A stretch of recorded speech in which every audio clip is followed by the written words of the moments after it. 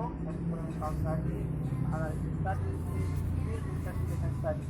Nah, output yang kita harapkan dari ketiganya, mana kita dapat menulis scientific journal, reporting proceeding, research report, and graduate thesis. Nah, hal ketiga dari apa yang harus kita pertimbangkan ketika dalam menulis, tentu saja riset fund.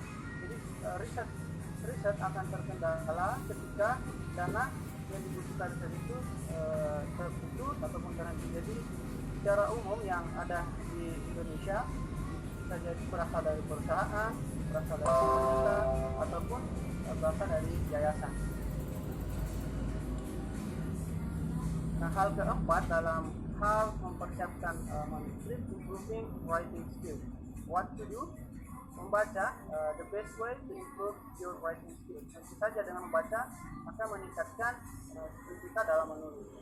Yang kedua, literature study. Pick up some writing style from expert, then create your own style. Ini dari membaca kita lihat banyak style menulis yang bagus, kita pick yang mana yang sangat cocok dengan gaya kita. Nah, join workshop, tentu saja di workshop itu tidak melakukan find tips and tricks. Yang keempat, kita akan bertanya ke orang yang berpengalaman. Tentu saja pada hari ini banyak ada sensei ataupun SSNT ini. Saya sendiri ingin bertanya kepada beliau yang sudah sangat berpengalaman. Kita akan memperoleh advice dan insight. Nah, terakhir dalam meningkatkan kemampuan menulis, practice, next, and improvement. Nothing is instant. Ya, tentu saja semua itu membutuhkan usaha, latihan, dan latihan. Yang terakhir dari persiapan menulis adalah resume artikel.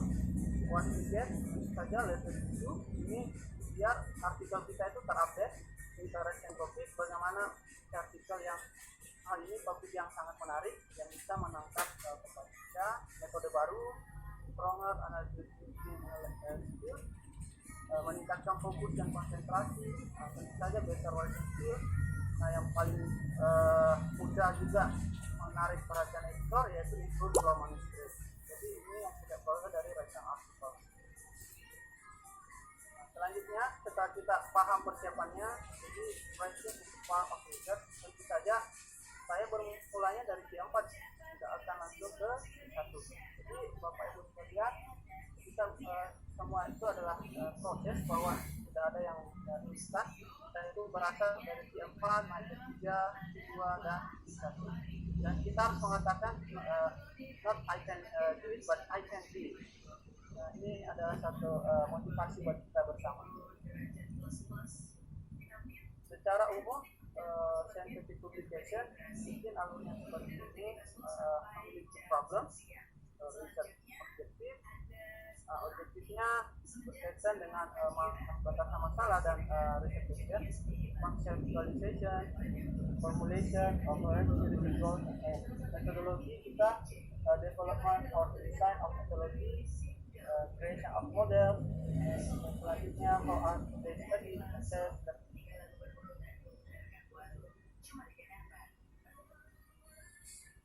dari scientific publication, batasan masalah ataupun masalahnya itu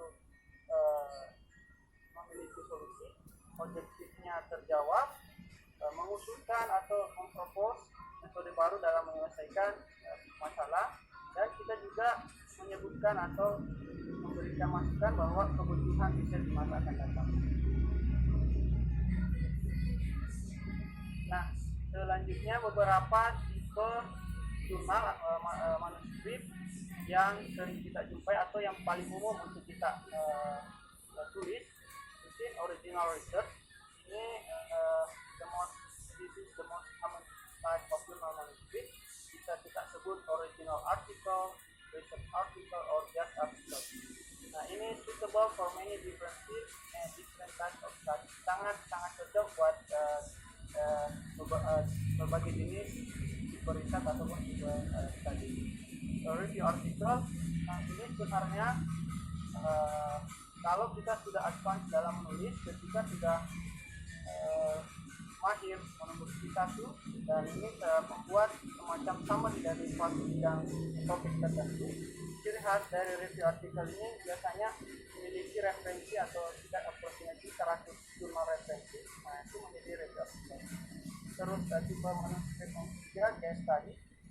Nah, ini this article report this description of interesting phenomena. Nah, fenomena apalagi di bidang positivity yang akan terjadi. Misal saat ini ya, kita dihadapkan pada COVID-19. Nah,